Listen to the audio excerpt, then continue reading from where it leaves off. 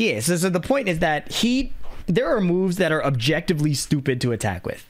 Dragunov running 2, Fang's anything, Dragunov QCF4, right? Those are objectively true. Like, those are ridiculous. Like somebody said, if you tone those down, then attacking becomes kind of hard. If you buff everybody up to their level, then it becomes really stupid. Dragunov, the coolest part of Tekken's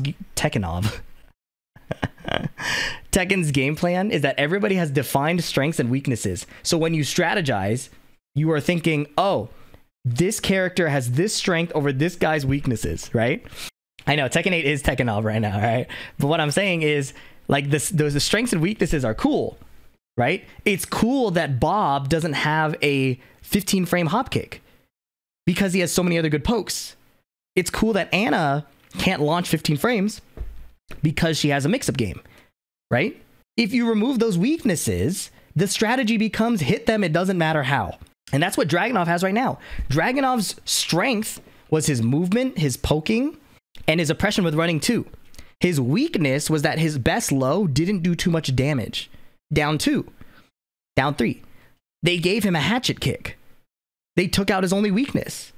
So now his main strategy is just do your moves because they'll probably work. Fang used to have every move known to man, but he didn't do combo damage. Now they gave him combo damage. So what is Fang's strategy? Just hit them. It doesn't matter how.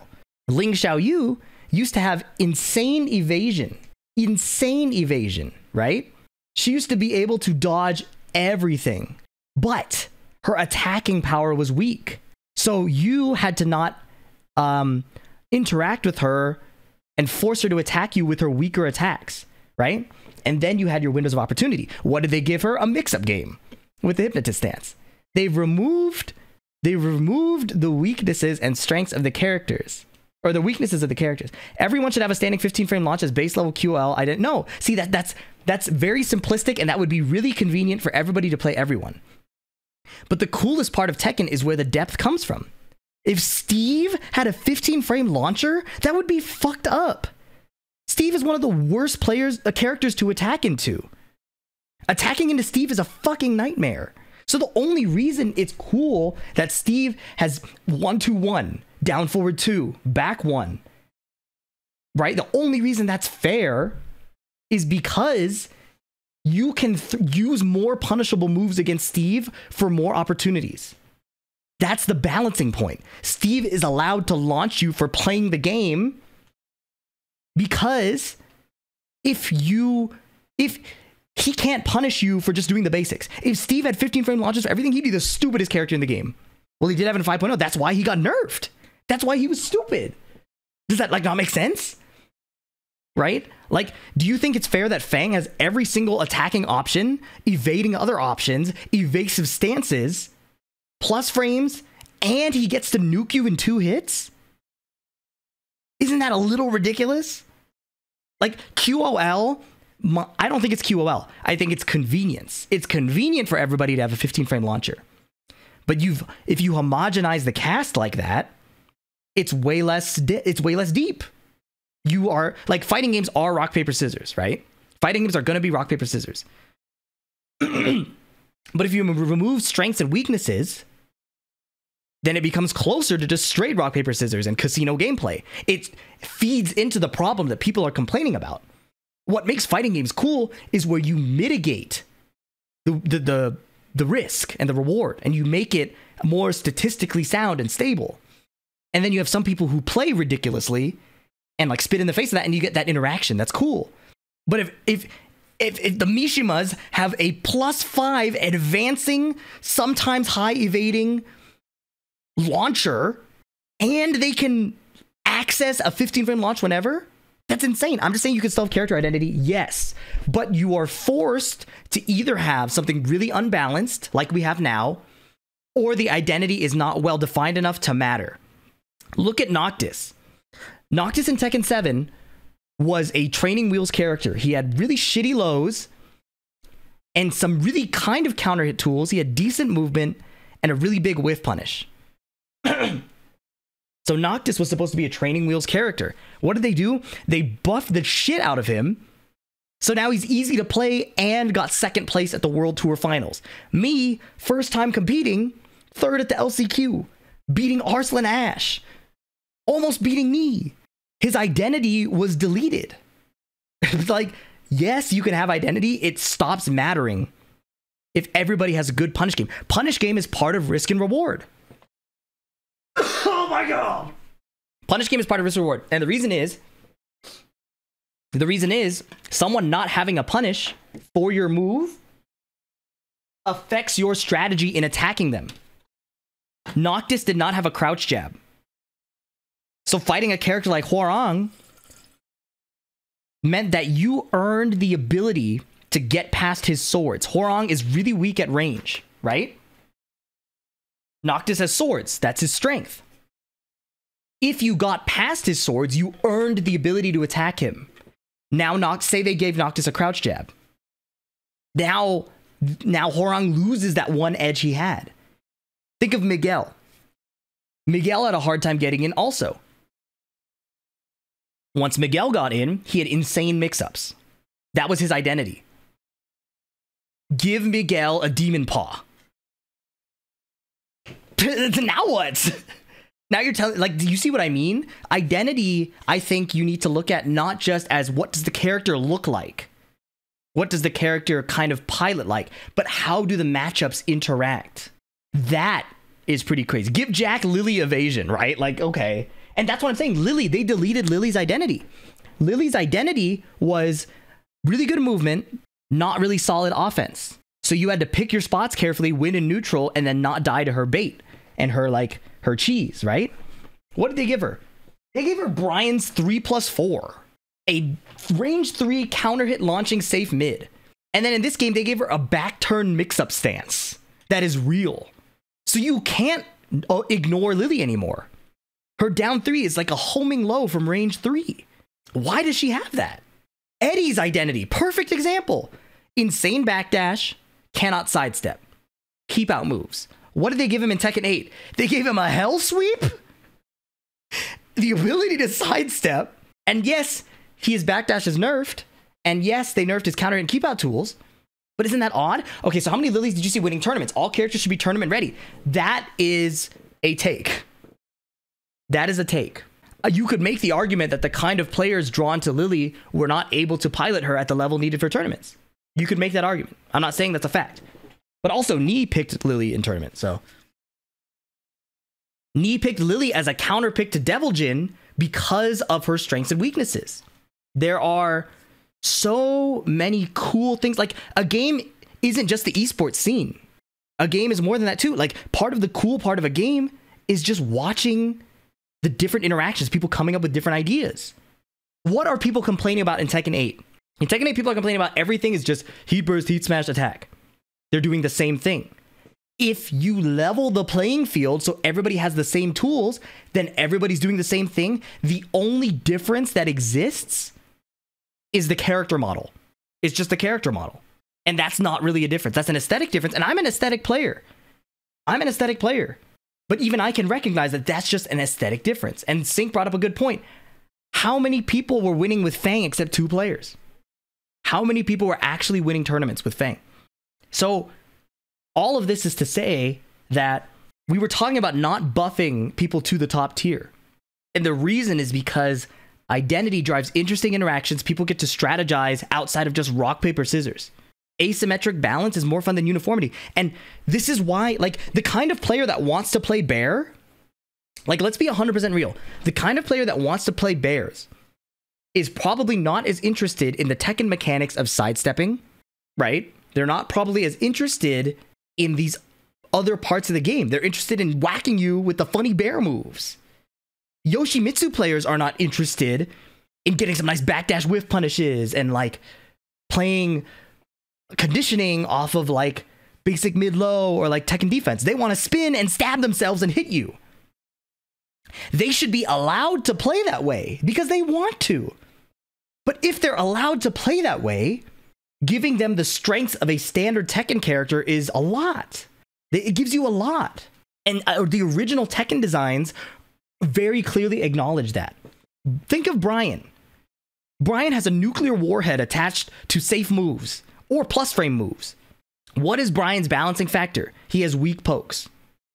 His poking game is weak. So he has to get beat up in order to find his counter hit opportunities. Isn't that kind of an interesting design? Isn't it cool that he is supposed to lose to a lot of situations? He's supposed to. So that if he can find his one moment, he's rewarded. What did they give him in this game? QCB1. They gave him an electric. They gave him a high move that tracks his weak side. Isn't that ridiculous? What is Reyna's weakness? Fuck if I know. That character's broken. Reyna is the embodiment of all of Mishima players' complaints buffed out. You know what will happen? Mishima players are tired of getting sidestepped. What does she do? Forward, forward, 2 on a delay timing. She yells at you, kicks you in the face. People are tired of getting stand blocked. What does she do? She does an unbreakable throw and laughs at you and then steps on you. Like, Mishima players wanted a 15 frame punish that was easy. She has a down forward 2. She has a hop kick. You know what I mean? And that is really evident in the like waifu characters in this game. Asuka less as much, but a lot of the characters like Lily or Xiaoyu that had defined weaknesses and strengths, because it was cool. It was cool being Lily and sidestepping everything. It created a different poking style where if Lily controlled you with her movement, she earned the ability to keep attacking out of frame. That's super cool. But now she gets a real mix-up game and that? What? Like, that's insane, right? All of that is to say that I understand why they're buffing other characters, because nobody likes having a character with weaknesses. The dude who started this conversation said that everybody should have a 15 frame launcher because that's easier. It's more comfortable. It's more convenient. But I think what makes Tekken cool is the idea that there's asymmetry, that you have to compensate for your weaknesses. When we play MMA, when MMA fighters fight, not everybody's the same height. Not everybody has the same base skill set. Some are better grapplers, some are better strikers. So they strategize around each other's strengths and weaknesses. Deny this guy the ability to get a submission hold on me. Play to my strengths of striking. And now you have these cool interactions, right? Boxing, you have a dude who's a southpaw. Now they both have to fight differently. Some shit is just better. And that's how it is. Weight classes, sure, right? Weight classes, sure. And that's what small buffs and nerfs are for. Right now, Dragunov is a fucking heavyweight that's as fast as a featherweight. Is that fair? I don't think so. So they should nerf him. They should probably nerf Dragunov. But they should not give, for example, King, a grappler, the ability to counter hit better than Steve. They should probably not give Lily, a movement evasion character, the same mix-up ability of fucking... I don't even know a good comparison. She just has insane mix-up capabilities. Nobody actually wants homogenization. They just want their characters to be good. Yeah, and then they don't see the long scope of that. Lars is a weird case because Lars is like the casino character, and that's kind of his identity. And that's just kind of how it is. Jin, yeah, Jin's what was Jin's weakness in Tekken 7? Jin could hit buttons whenever he wanted. But jab was so hard for him to deal with. To beat a jab, Jin had to press down 4 or get a nice timing read with an electric. What does Jin have now? Down 2. A strong low that goes under highs. FF14's homogenization? Yeah. And my philosophy is similar there. Right? That's why Steve has quarter circle forward down 2, a low poke that's minus 18. His old identity was that he had weak mix-ups. And they did a decent job of keeping that with Steve. His mix-up game is still really weak. It's just so much weaker compared to everyone else's. I feel like I've harped on this enough. I think you guys get the point. If you disagree with me at this point, I don't think there's anything I can say to change your mind. But I'm of the opinion that the more differences a game has, yes, the top tiers are good. The non-top tiers are bad. But at least you get cool dynamic gameplay. Isn't it really cool in Smash when like a Luigi player beats a Fox player? If you actually play Melee, you probably don't feel that way, right? But like, if you're a spectator, look at this dude playing this character nobody saw. Look at this Yoshi player. This Yoshi player is doing crazy shit, beating Fox. Isn't that really cool? But if they just gave Yoshi a fucking shine or the basic capability, he gave Yoshi a laser, it's not cool anymore. They just put Fox in a dinosaur costume. If no one has identity left, why play Tekken 8? People still have identity. I'm just afraid that the buff culture will delete the identity more. That's what I'm afraid of. That's my primary concern. Underdogs can't win if there's no variation. You don't get to see the genius strategies. iMusician wouldn't be cool if he played just to Yoshi's buffs. Do your, like, I'm talking about Tekken 7 here. Do your dumb counter hit, safe mid, right? Do your unblockable mix-up. iMusician was doing cool shit before Yoshi got buffed. Right? King, just Sandy's King was so cool in Tekken 7 because he was doing wave dashes. He was hiding his giant swings and shining wizards. He was realigning his throws. He was doing all of this insane high-level King shit to make King perform at a really high level.